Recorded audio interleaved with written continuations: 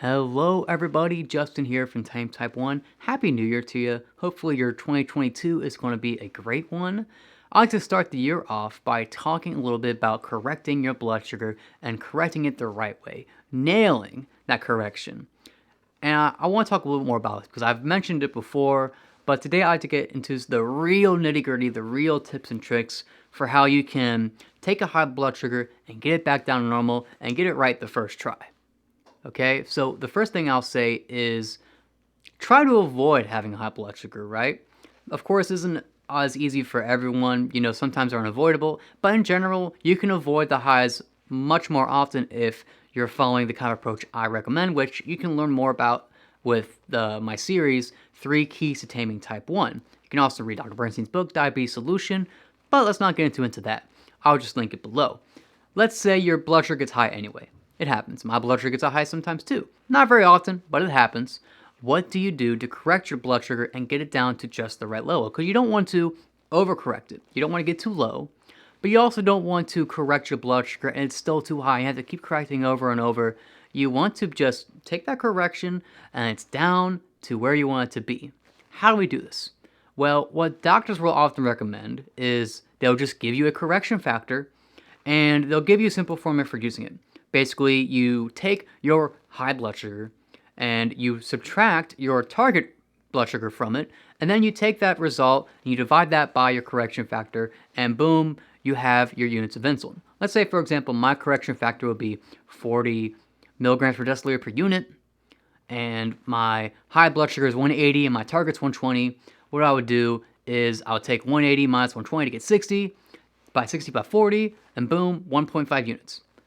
Problem is that this approach is incredibly lacking. It's a little bit too simple. Blood sugar and insulin seem to have a bit more of a complicated relationship.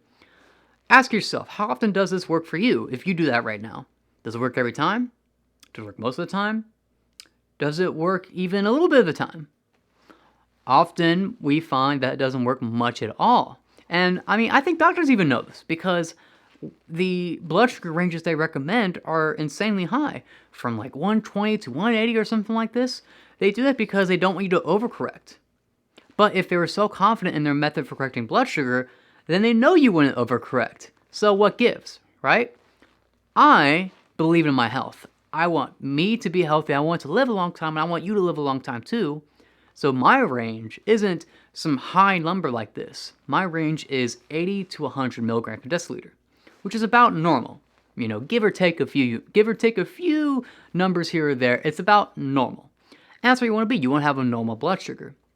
And when I correct my blood sugar, most of the time, I'm able to get my blood sugar back into that 80 to 100 range. You might be asking yourself, well, how do you do this? How do you not go too low? You're so close to 70. Isn't that risky? Well, no, you just have to know how to correct your blood sugar the right way. And today, I'd like to tell you a bit more how to do that. So the first thing you want to consider when correcting your blood sugar the right way is take that correction factor, simple calculation, toss it. It's not that useful. You don't want to rely on it because blood sugar is a bit more complicated than that.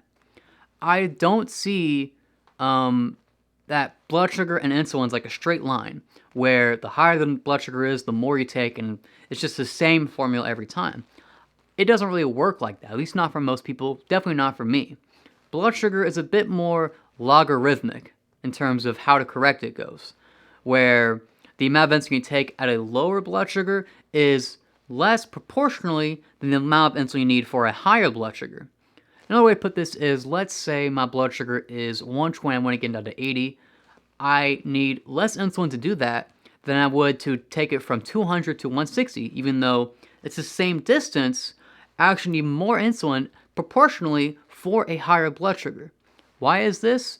Perhaps we are just less insulin sensitive when our blood sugar is higher. I'm not sure, but that seems to be the case. For me, for a lot of other people, might be for you too. If you're finding that you're correcting a high blood sugar the normal way, and it's a very stubborn high, that could be one reason why. But there could be more. We'll get into that in a second. But anyways, I tend to look at this logarithmically, and instead of having a formula like the correction factor formula, I instead have a tier system where, depending on where the blood sugar is at, I take a certain amount. If it's between that, I'll take something between that. For example, and this is not medical advice, it's just what I do. When my blood sugar is at 120, I'll take 1 unit. When my blood sugar is at 150, I'll take 2 units. When it's at 175, I take 3. When it's at 200, I take 4. Notice there that the distance gets smaller and smaller and smaller per unit as I go up. Why? Because I know I need a little bit more insulin proportionally the higher my blood sugar is. And you might find the same thing for you.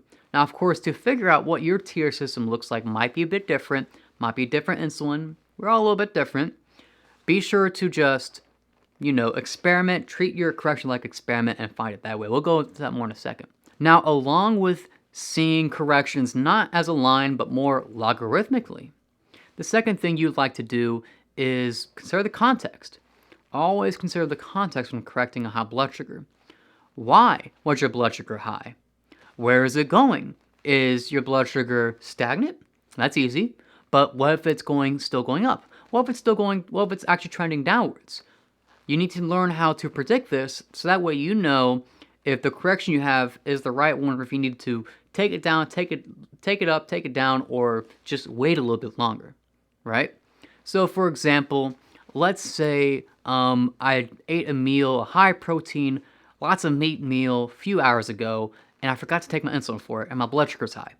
If I don't think about the fact that I didn't take insulin for that meal, I might take a normal correction, but my blood sugar will still be high later. Why? Because that protein's still taking effect. But let's say instead I think about the context. Let's say I had this high blood sugar and I think, I forgot to take my insulin earlier. Shoot. Well, in this case, I will take more insulin for that correction than I normally would because I know that high is still happening. It's going higher and higher. So I'm going to take more insulin to bring it back down the first time. And as another example, let's say you are just checking your blood sugar every hour or so and it was high, you took a correction, you're checking again, and it's still high. If you don't think about the context, you might just take the same amount of correction as before and end up going too low. But you think about that context, you think, okay, when did I last correct my blood sugar? If it was about an hour ago, you might want to either wait a little bit longer or take a lot less insulin than you normally would because you know that insulin you just took is still having an effect, your blood sugar trending downwards. So keep that context in mind. Another example is, are you about to exercise? If your blood sugar is just a little bit high, you might just want to skip out on a correction until after exercise because you don't want to go too low, right? Think about what you were doing before and what you're about to get into that is having an impact on your blood sugar, and think about that context, think about the trend that's going on before you make your correction. Don't panic when you see a high number. Don't rush it. Don't just go, dial that thing up, shoot it in, you're done. Take a breather. Breathe in, breathe out. Think about the context, because otherwise you might overdo it or you might underdo it and you end up just even more frustrated. You don't want to end up on the roller coaster where you take too much, you're too low, you eat too much, you're too high, you're too low, you're too high. You want to just correct it right the first time. So think about the context before you do it, and that'll help you out a lot. The third thing is, of course, test very frequently, take notes. Because what you're doing here is like an experiment. And when you're doing an experiment, you take notes. You think about the results. You think about the impact. So when you correct a blood sugar, be sure to test afterwards to see not only what the results of that correction were, but how long it took to get there, right? And that way you'll be able to gauge the context and how to deal with it for the next time your blood sugar is that high. Otherwise, if you don't have a memory of how your blood sugar reacted to whatever insulin you took before, you're just going to be flying blind the entire time. So be sure to test constantly, look at the results, take notes, and after enough practice with it, after having enough patience, after enough remembering of what different amounts of insulin do to different high blood sugars in different contexts, you'll know exactly what to do every time. Now, of course, it won't be perfect, but certainly you'll have a lot more confidence than you did before because you have a self-awareness of how your corrections are working, how long they're taking, and where they'll go.